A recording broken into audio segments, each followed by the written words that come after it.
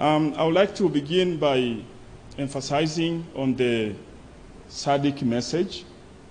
As you are aware, Tanzania is currently the chairperson of Sadc. So I would like to bring the greetings of my president, Dr. John Pombe Magufuli, to this distinguished audience. As some of my panelists have said, and the speeches in the morning, we have a great opportunity as an African continent to trade with India. But I hope in this conclave on regional partnerships between Southern Africa and India, I hope we can discuss how this trade can be more of equal footing between our African continent and India, because the potential is there. We just need to discuss on how we can strike a win-win situation, because at the end of the day, the economic and commercial partnerships are a means to an end. And the end goal is for these partnerships to create a win-win for the people of India as well as the people of Africa.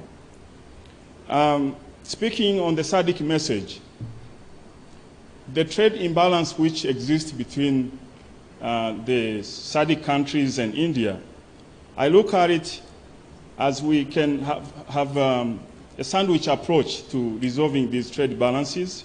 There are issues which have to do our governments on the African continent collaborating to create an enabling environment at the Sadc platform so that Indian businesses as well as African businesses can partner and do business to create jobs and to contribute to our economies.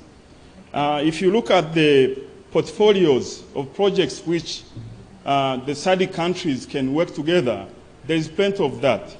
So my urge in this conclave is for our governments to take advantage of such forum so that those regional infrastructure projects, energy projects, now it's the time to re-expose them and make sure we have a strategy which can turn these very good regional strategic projects to take them into real opportunities for Indian business community as well as African businesses to use that enabling environment which is supported by access to cheap power, available railways across the continent, so that the trade volumes can increase between our two countries, and that way we can create jobs for the African people as well as the Indian people.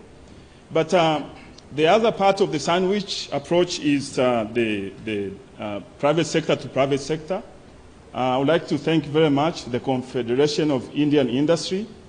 But looking at the Indian economy, if we take the sub-Saharan Africa economies taken together, in order for the African continent to be able to trade with India on equal footing, it's high time now to have the Confederation of Indian Industry to work with the Africa-wide platform of the Confederation of Industry.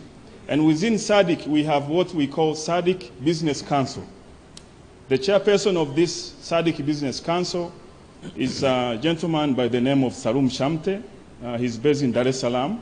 And according to the structure of Sadc, when the country has the chair of the Sadc, even the chair of the Sadc Business Council comes from that country.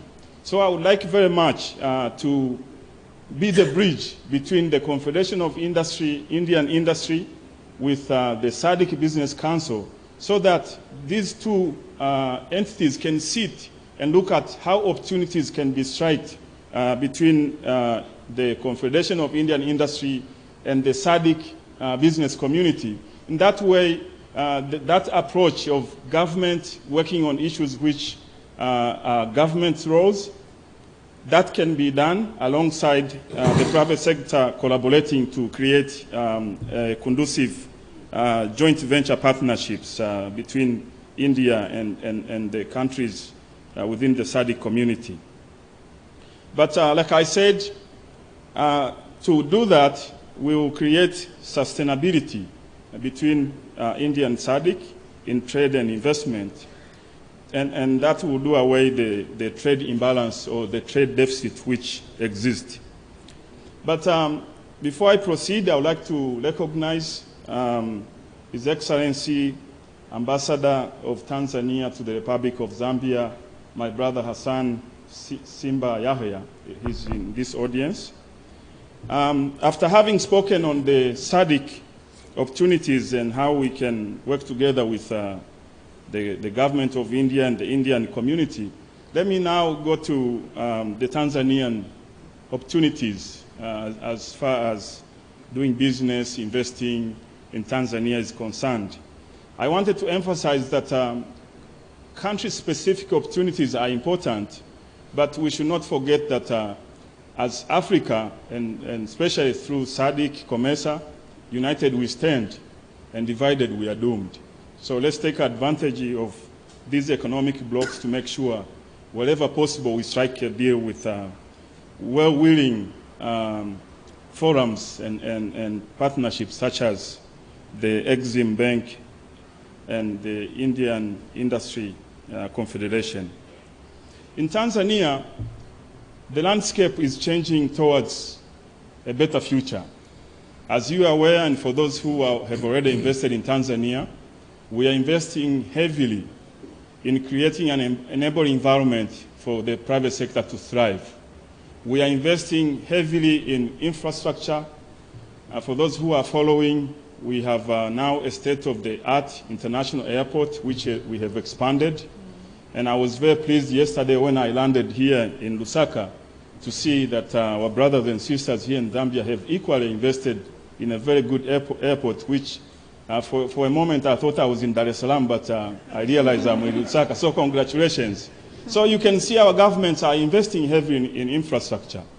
In Tanzania, besides having launched a state-of-the-art international airport, we have also resuscitated Tanzania Airline, ATC.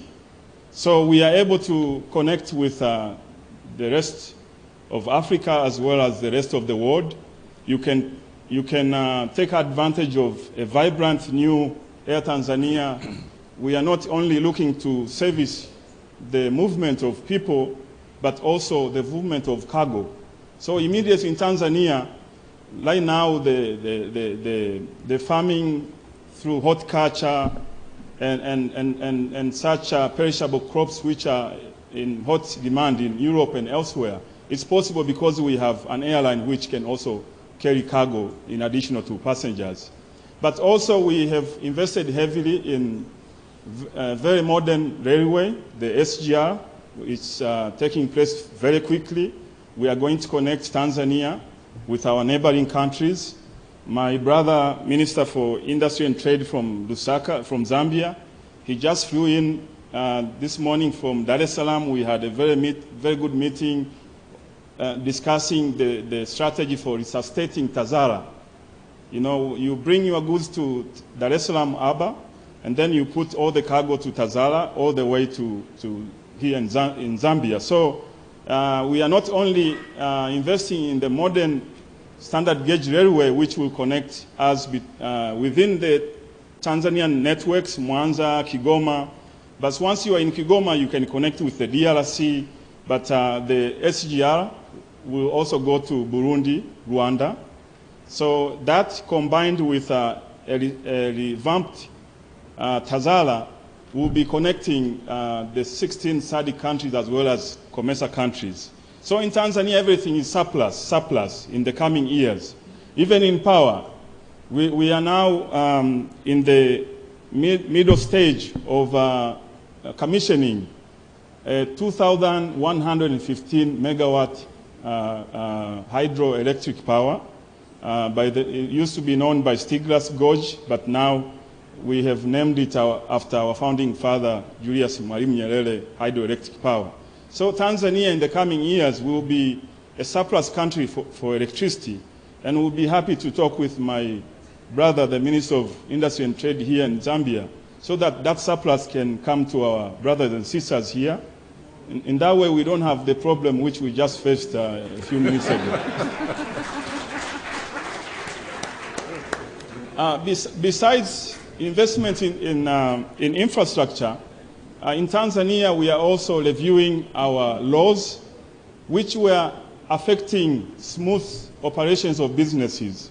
We have a document which we call the blueprint. Basically, this is a document which has combed through all the policies, laws, and regulations which were relative to doing business in Tanzania.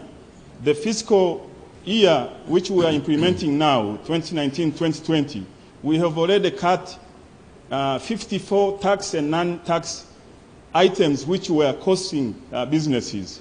As I speak, the Parliament of November this year, we are taking a business act which has basically lifted all the things which we have put in the blueprint.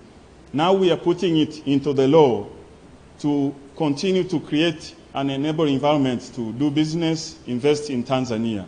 So we are not only investing in creating a good infrastructure to support the commerce, the movement of goods and services within Tanzania, within Sadc, within Africa, but we understand for such investments to bring a very good return on capital, for such investments to create jobs for Tanzania and the African people, we have to make sure the productive sectors actually produce, and we take these goods and services to the market in Tanzania, to the markets within Sadc, to the markets within EAC, to the markets within COMESA, to the markets with the rest of the world. So because of that vision that our president is overseeing, we would like to make sure our laws actually reflect that vision, new vision. So I just cannot emphasize enough that the Tanzania landscape is changing for better. I thank the collaboration that exists between my country and our brothers and sisters here in Zambia. Our two presidents last week were at Tunduma and Nakonde border to make sure we have smooth bilateral trade flows. And in this spirit, we have also made sure all the border posts that link Tanzania with our neighbors. Right now, if you go to at any given border, we have phone numbers of all the institutions which serve the traders who cross our borders. For traders, when you are not happy with the services, you can call the hotline to complain in my ministry. You can actually call me as a minister so that I can solve the problems of the red tapes which used to exist at our border posts. So this is to emphasize that our countries are changing, and we recognize that economic and commercial partnerships is what will create sustainable jobs for our youth and women on the African continent. And we are proud that in Tanzania, through our chairmanship of Sadc, we are going to emphasize that message to all Sadc member countries to join hands, to unite so that we can fix those things which we can do fairly quickly to bring impact to the business community on the African continent. I'm very glad that the Indian government, Exim Bank, the Confederation of Industry in India, we have started this new spirit. And for me, the African continent, we are looking for partners who can help us to integrate us, but we are not looking for partners who are looking to take advantage of dealing with us case by case to divide us. So thank you very much, the Exim Bank. Thank you very much, the Indian Confederation of Industry. Thank you very much, the government of Zambia, for making this possible. Thank you for listening.